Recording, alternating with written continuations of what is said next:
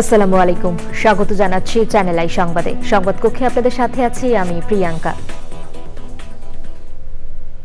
বিস্তারিত সংবাদের শুরুতেই জানিয়ে দিচ্ছি ফ্রেশ আটা ময়দা সুজি সংবাদ শিরোনামগুলো। জুলাই আগস্ট হত্যাকাণ্ডে 4টি মামলার রায় অক্টোবরের মধ্যেই বললেন আইন উপদেষ্টা। আওয়ামী আমলের আইসিটি ও গায়েবী মামলা প্রত্যাহার। ডিসেম্বরে নির্বাচনের সম্ভাবনা বিবেচনায় প্রস্তুতিতে কমিশন। দেশের ইতিহাসের সবচেয়ে সুন্দর নির্বাচন নিয়ে আশাবাদী ইউএনডিপি। ভালো মানুষ যেন ডেভিল হান্টের শিকার না হয়, মির্জা আব্বাসের আহ্বান। স্থানীয় নির্বাচন আগে হলে আওয়ামী লীগ ষড়যন্ত্রের সুযোগ পাবে, মন্তব্য। 21শে বইমেলায় শিশু সাহিত্যিক ফরিদুর রেজা সাগরের সিরিজের সংকলন ছোট কাকু 40 প্রকাশনা উৎসবে সাহিত্যে অবদান নিয়ে আলোচনা। এবং ফিলিস্তিনিদের সরিয়ে গাজা পুনর্গঠনে ট্রাম্পের প্রস্তাব, জর্ডানের বাদশার প্রত্যাখ্যান। অধিবাসীদের বহাল রেখে গাজা পুনর্গঠনে আরব দেশগুলো একমত, মন্তব্য।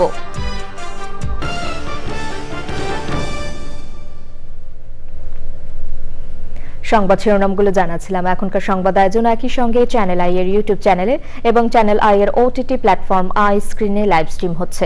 যাচ্ছে বিস্তারিত সংবাদে। আন্তর্জাতিক অপরাধ ট্রাইব্যুনালে জুলাই আগস্ট হত্যাকাণ্ডে 16টির মধ্যে 4টি মামলার রায় এবছরের অক্টোবরের মধ্যেই হবে বলে আশা করছেন আইন উপদেষ্টা। ব্রিফিংয়ে তিনি বলেছেন, এই মামলাগুলোতে আসামি হিসেবে শেখ হাসিনা সহ আওয়ামী লীগের কেন্দ্রীয় নেতারা রয়েছেন। পলাতক থাকলেও আইন অনুযায়ী বিচার চলবে বলে জানান তিনি। উপদেষ্টা বলেন, আওয়ামী লীগ আমলে হওয়া আইসিটি ও গায়েবী মামলা প্রত্যাহারেরও সিদ্ধান্ত নেওয়া হয়েছে। বিস্তারিত জানাচ্ছেন রফিকুল বাশার। জুলাই আগস্ট হত্যাকাণ্ডে আন্তর্জাতিক অপরাধ ট্রাইব্যুনালে 300-এরও বেশি অভিযোগ জমা পড়েছে। এসব অভিযোগ পর্যালোচনা করে এখন পর্যন্ত 16টি মামলা হয়েছে। ব্রিফিংয়ে আইন উপদেষ্টা আসিফ নজরুল বলেছেন, এসব মামলার মধ্যে 4টি মামলার চার্জশিট এপ্রিল মাসের মধ্যে হবে। তারপর শুরু হবে সাক্ষ্য গ্রহণ। অক্টোবরের মধ্যেই রায় হবে বলে আশা করেন আইন উপদেষ্টা। সাক্ষ্য গ্রহণ প্রক্রিয়া শুরু হবে ঈদের পরপর এপ্রিল মাস থেকে। অক্টোবরের মধ্যে আমরা 3-4টা মামলার রায় পেতে যাচ্ছি বলে আশা করি। আইন উপদেষ্টা বলেন, দ্রুত হলেও সব নিয়ম মেনেই বিচার হবে। শেখ হাসিনার আমলে যখন জামাতে ইসলামের কিছু লিডারের এবং বিএনপির একজন লিডারের বিচার হয়, ওই যে বিচার কার্যগুলো অনুষ্ঠিত হয়েছে ওগুলো অনেক আগের ঘটনাবলীর প্রেক্ষিতে বিচার কাজ হয়েছিল। আর এই আদালতে যে বিচার কাজ হচ্ছে এটা সাক্ষ্য প্রমাণ এত বেশি আছে যে কারণে আমরা আশা করছি 1 বছরের মধ্যেই প্রথম কয়েকটা রায় আমরা পাবো। আমরা প্রতিটি পদ্ধতি পুঙ্খানুপুঙ্খভাবে পরীক্ষা করে করছি। শেখ হাসিনাকে ফেরত না দিয়ে ভারত অস্থিতিশীল পরিস্থিতি সৃষ্টির চেষ্টা চালাবে বলে মন্তব্য করেন উপদেষ্টা। ভারতের যে মনোভঙ্গি এটা দেখে মনে হচ্ছে তারা এটা নানান অজুহাতে তারা এটাকে নাকচ করার চেষ্টা করবে এবং বরং তারা শেখ হাসিনাকে আশ্রয় দিয়ে তাকে অবাধে বাংলাদেশ সম্পর্কে উৎসাহমূলক, উস্কানিমূলক, বিভ্রান্তিকর কথাবার্তা বলতে দিয়ে তারা বরং বাংলাদেশে অস্থিতিশীলতা তৈরির যে প্রচেষ্টা করছে, তাতে আমাদের কাছে মনে হয় না এই আইনটা গুড ফেইথে বা সরল বিশ্বাসে এই আইনটা প্রতিপালন করার ইচ্ছা তাদের রয়েছে। আইন উপদেষ্টা জানান, আওয়ামী লীগ আমলে আইসিটি আইনে করা 396টি মামলার মধ্যে 332টি প্রত্যাহার করার সিদ্ধান্ত নেওয়া হয়েছে। আর গায়েবী 16,429টি মামলার তালিকা করা হয়েছে, যার মধ্যে 1,214টি মামলা 1 সপ্তাহের মধ্যে প্রত্যাহার করা হবে। Rafiqul Bashar, channel I, Dhaka. December ধরে জাতীয় নির্বাচনের প্রস্তুতি নেওয়ার কথা জানিয়ে নির্বাচন কমিশন বলেছে, ভোটের জন্য বড় কোনো চ্যালেঞ্জ তারা দেখছেন না। উন্নয়ন সহযোগীদের সঙ্গে বৈঠক শেষে নির্বাচন কমিশনার আবুল ফজল মোহাম্মদ সানাউল্লাহ বলেছেন, জাতীয় ও স্থানীয় সরকারের সব নির্বাচন একসাথে সম্ভব নয়। বাংলাদেশে অন্যতম সেরা নির্বাচনের প্রত্যাশার কথা জানান ইউএনডিপির আবাসিক প্রতিনিধি স্টেফান লিলার। নাজিব বেগ জানাচ্ছেন, আগামী সংসদ নির্বাচনের প্রস্তুতি সহ সার্বিক দিক নিয়ে জাতিসংঘ উন্নয়ন কর্মসূচি, ইউএনডিপি এবং 18টি উন্নয়ন সহযোগী দেশের রাষ্ট্রদূত ও প্রতিনিধিদের সঙ্গে বৈঠক করে নির্বাচন কমিশন। বৈঠকে Italy, Spain, Germany, Norway, Japan, Switzerland, Australia, চীন সহ 18টি দেশের রাষ্ট্রদূত ও প্রতিনিধিরা অংশ নেন।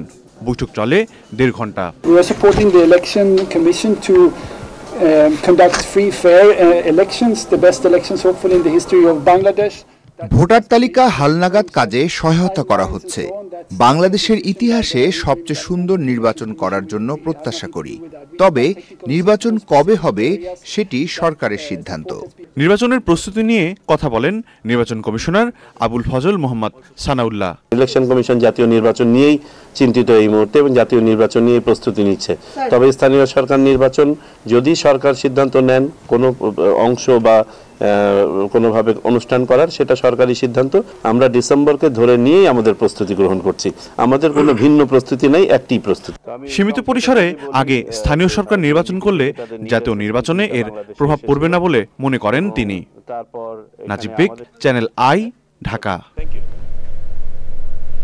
ভালো মানুষ যেন অপারেশন ডেভিল হান্টের শিকার না হয় এই আহ্বান জানিয়েছেন বিএনপির স্থায়ী কমিটির সদস্য মির্জা আব্বাস। তিনি বলেন, সরকারের আশেপাশে শয়তান রয়েছে, তারা সচিবালয়ের মধ্যে বসেই আওয়ামী লীগের কাজ করছে। জাতীয় নির্বাচনের আগে স্থানীয় নির্বাচন করলে আওয়ামী লীগ ষড়যন্ত্রের সুযোগ পাবে বলেও হুঁশিয়ার করেন তিনি। বিস্তারিত মইনুল হাসানের রিপোর্টে।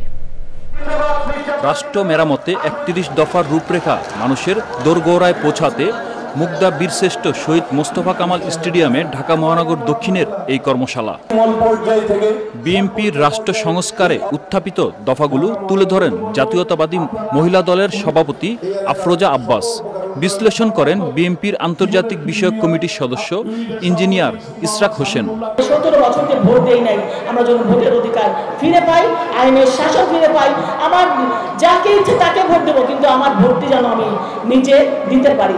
রাষ্ট্র প্রত্যেকটি কাঠামোকে যে ধ্বংস করে ফেলা হয়েছিল সেগুলোকে মেরামত করে বাংলাদেশকে আবারও একটি রাষ্ট্র হিসেবে প্রতিষ্ঠার লক্ষ্যে এই 31 দফার কর্মসূচি ঘোষণা করা হয়। পরে প্রধান অতিথির বক্তব্যে মির্জা আব্বাস বলেন, বিএনপি আন্দোলন সংগ্রাম করেছে জাতীয় নির্বাচনের জন্য, আগে স্থানীয় নির্বাচনের জন্য নয়।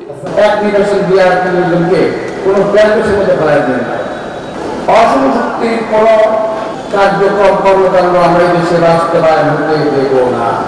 আমরা এই সরকারকে সার্বিক সহযোগিতা দিয়ে যাব একটি প্রপার নির্বাচন করার জন্য, একটি সঠিক ভালো নির্বাচন করার জন্য আমরা সহযোগিতা দিয়ে যাব।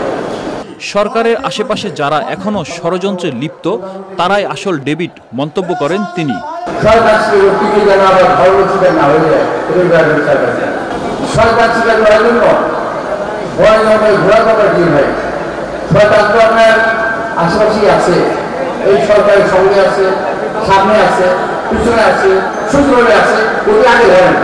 বাংলাদেশের প্রত্যেকটি জায়গায় আওয়ামী লীগ গত 17 বছরে সরকার রন্ধে রন্ধে এই সমস্ত লোকগুলোকে বসিয়ে গেছে। ডিসেম্বরের মধ্যেই জাতীয় নির্বাচন অনুষ্ঠিত হবে বলে আশা প্রকাশ করেন মির্জা আব্বাস। Monirul Hasan, channel I, Dhaka. অমর একুশে বইমেলায় এসেছে বিশিষ্ট শিশু সাহিত্যিক ফরিদুর রেজা সাগরের লেখা ছোট কাকু সিরিজের সংকলন ছোট কাকু 40। প্রকাশনা উৎসবে শিশু সাহিত্যে ছোট কাকু 40 বইটির গুরুত্ব তুলে ধরেন গুণীজনরা। সুলতানা হিমুর রিপোর্ট। বাংলাদেশের শিশু সাহিত্যে জনপ্রিয় নাম ছোট কাকু। বহু বছর ধরে ব্যতিক্রমী এই গোয়েন্দা সিরিজটি লিখে আসছেন বিশিষ্ট শিশু সাহিত্যিক ও চ্যানেল আইয়ের ব্যবস্থাপনা পরিচালক ফরিদুর রেজা সাগর, যার গল্প অবলম্বনে নির্মিত টেলিভিশন সিরিজ ছোট কাকু সমানভাবে সফল। এরই ধারাবাহিকতায় ছোট কাকুর সাফল্যে যুক্ত হল নতুন পালক।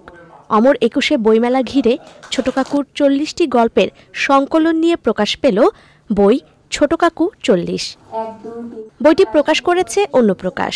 চ্যানেল আই কার্যালয়ে বইটির প্রকাশনা উৎসবে অংশ নেন ছোট কাকু খ্যাত অভিনেতা ও নির্মাতা আফজাল হোসেন। ছোট কাকু 40 যে সম্ভব এবং এত বড় একটি প্রকাশনা যে সম্ভব, সেই অসম্ভব কাজটি করে দেখিয়েছেন অন্য প্রকাশ। জন্য আমি অন্য প্রকাশকে অভিনন্দন জানাই। আজকে বাংলাদেশে ছোট কাকু সাগরের কলমে একটি বিশেষ চরিত্র হয়ে উঠেছে। কেউ বলতে পারেন ফরিদুর রেজা সাগর, চ্যানেল আই, এক সূত্রে গাথা, সেই জন্যে এখানে ছোট কাকু হচ্ছে। হ্যাঁ, সেটা হচ্ছে, কিন্তু আমি বলতে চাই যে শুধু এটা লেখা না, আমরা জানি বলেই এই কথাটা বলছি যে ফরিদুর রেজা সাগরের এটি এই ছোট কাকু বা আমি যে অভিনয় করি যে ছোট কাকু সিরিজে, এই দুটো শুধু কিন্তু সাহিত্য এবং নাটক নয়, এটা আমাদের একটা মিশন। আমরা চেষ্টা করেছি যে বাংলাদেশের প্রযুক্তি ব্যবহার করে সর্বোচ্চ মান প্রোডাকশন করার। সেটা কতটুকু করতে পেরেছি জানি না, কিন্তু সবাই যেভাবে প্রশংসা করলেন আমাদের ভালো লেগেছে। আয়োজনে বিশিষ্টজনেরা বাংলাদেশের শিশু সাহিত্যে ছোট কাকুর গুরুত্ব তুলে ধরেন। যারা এই অনুষ্ঠান দেখছেন, ছোট কাকুর এই 40 ছোট কাকু, আমি নির্দ্বিধায় বলতে পারি আজকের এই বছরে বাংলা একাডেমির বইমেলায় শুধু না, বাংলা সাহিত্যের মধ্যে বড় একটি অর্জন উদ্ধৃত হলো আমাদের এখানে। আমরা দাবি করব যে আরো সামনের যে 40 ছোট কাকু হবে কিংবা 41 ছোট কাকু হবে সেটা কভার করবেন আফজাল হোসেন। দীর্ঘ ধারাবাহিকতায় 40টি বই ছোটদের জন্য রচিত হয়েছে, এমন কোনো ইতিহাস নেই। 21শে বইমেলায় অন্যপ্রকাশ প্যাভিলিয়ন 23-এ এই বইটি পাবেন সাহিত্যপ্রেমীরা। Sultana Himu, channel I, Dhaka. এবারে ভাষার মাস ফেব্রুয়ারি।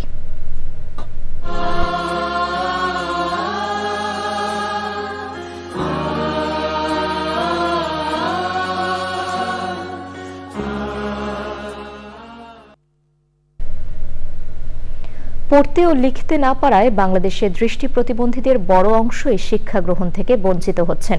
ব্রেইল পদ্ধতিতে ভাষাগত এই সংকট কাটিয়ে তাদের কেউ কেউ উচ্চশিক্ষা গ্রহণ করার পাশাপাশি অর্জন করছেন একাধিক ভাষার দক্ষতা। প্রশিক্ষকরা বলছেন, ভাষাগত দক্ষতা অর্জনের সুযোগ বাড়ালে লাখ লাখ দৃষ্টি প্রতিবন্ধী দেশের অগ্রযাত্রায় ভূমিকা রাখতে পারবেন। লুৎফর রহমান সোহাগের রিপোর্ট। দৃষ্টি প্রতিবন্ধিতার কারণে জীবনের শুরুতে কোনো বিদ্যালয়ে ভর্তি হতে না পারা কিশোরগঞ্জের হাফিজুর রহমান ব্রেইল পদ্ধতিতে শিখে নিয়েছেন 4টি ভাষা। ঢাকা বিশ্ববিদ্যালয় থেকে পড়ালেখা শেষ করা হাফিজুর এখন তার মতো দৃষ্টি প্রতিবন্ধীদের পরিচয় করিয়ে দিচ্ছেন জ্ঞান চর্চার সঙ্গে। বাংলা, ইংলিশ, তারপরে অঙ্ক, তারপরে হচ্ছে আরবি মোটামুটি শেখাচ্ছি। অন্য ভাষা যদি ওরা শিখতে আগ্রহী থাকে তো পরবর্তীতে হয়তো আমরা যারা আগ্রহী থাকে তাদেরকে ওই পদ্ধতিতে আমরা আরও তাদেরকে স্কিল ডেভেলপ করার জন্য চেষ্টা করব। ঢাকার বারডো ব্লাইন্ড স্কুলে শিক্ষার্থীরা শিখে নিচ্ছেন কিভাবে লিখতে ও পড়তে হয়। দৃষ্টির সীমাবদ্ধতা কাটানোর পর তাদের সামনে খুলে যাচ্ছে বহু ভাষায় শিক্ষা গ্রহণের সুযোগ। আমি যেহেতু ব্রেইল পারি, ব্রেইলে বাংলা, ইংরেজি, আরবি তিনটাই পড়তে পারি। আমার জন্য তো এটা একটা আনন্দের বিষয় যে আমিও লিখতে পড়তে পারি। প্রথম কঠিন মনে হতো, এখন কেমন লাগে? এখন সহজ।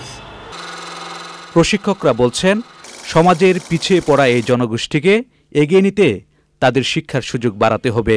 যারা পড়ালেখা করতে পারতেছে না, সেক্ষেত্রে তাদের পরিবারের আর্থিক অবস্থা অত ভালো না, সেক্ষেত্রে এই ছেলেমেয়েগুলো যখন বড় হয় এদের কাছে কিন্তু কর্মসেক্টরটা অনেক কঠিন হয়ে দাঁড়ায়। ভাষাগত দক্ষতা দৃষ্টি প্রতিবন্ধী ব্যক্তিদের কর্মসংস্থানের প্রস্তুতিকে সহজ করছে। লুৎফর রহমান সোহাগ, চ্যানেল আই, ঢাকা। দর্শক, এবারে বিরতি।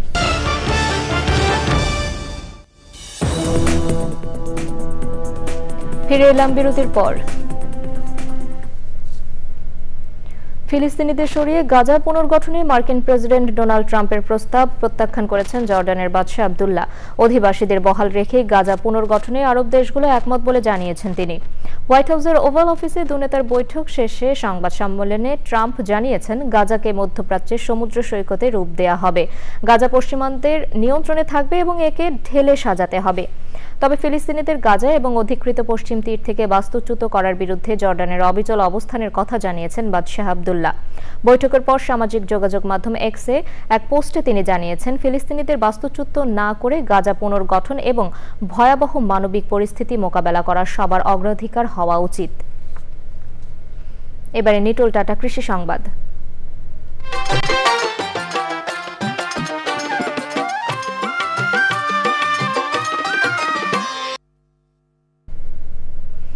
ব্যাংকের চাকরি ছেড়ে কৃষি উদ্যোক্তা হিসেবে সফল হয়েছেন ঝিনাইদহের খন্দকার মিজানুর রহমান।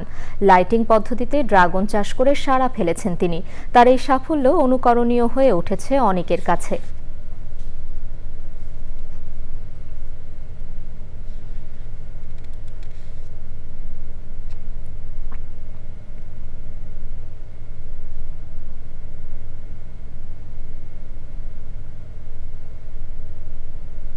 এবারে প্রকৃতি সংবাদ।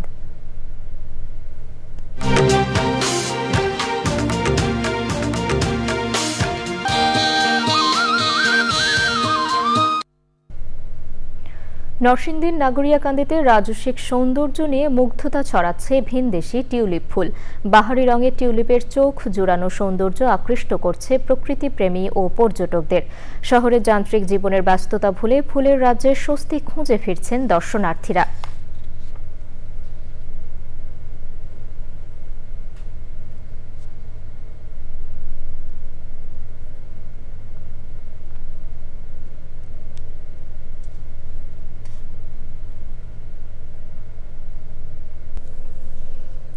দর্শক, সবশেষে ফ্রেশ আটা ময়দা সুজি সংবাদ শিরোনামগুলো জানিয়ে দিচ্ছি আরও একবার। জুলাই আগস্ট হত্যাকাণ্ড 4টি মামলার রায় অক্টোবরের মধ্যেই বললেন আইন উপদেষ্টা। আওয়ামী আমলের আইসিটি ও গায়েবী মামলা প্রত্যাহার। ডিসেম্বরে নির্বাচনের সম্ভাবনা বিবেচনায় প্রস্তুতিতে নির্বাচন কমিশন। দেশের ইতিহাসে সবচেয়ে সুন্দর নির্বাচন নিয়ে আশাবাদী ইউএনডিপি।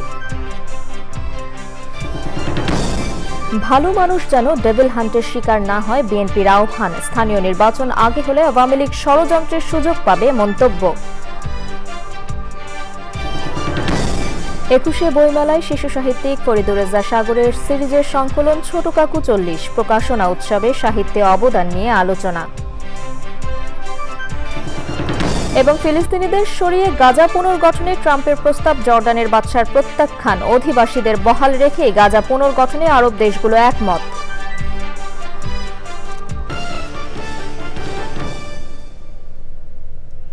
চ্যানেল আই এর সর্বশেষ সংবাদ জানতে ভিজিট করুন channelionline.com এ। যুক্ত থাকুন আমাদের সোশ্যাল মিডিয়া প্ল্যাটফর্মগুলোর সাথে। দর্শক, এখনকার সংবাদ আয়োজন এ পর্যন্তই। এতক্ষণ সাথে থাকার জন্য ধন্যবাদ সবাইকে।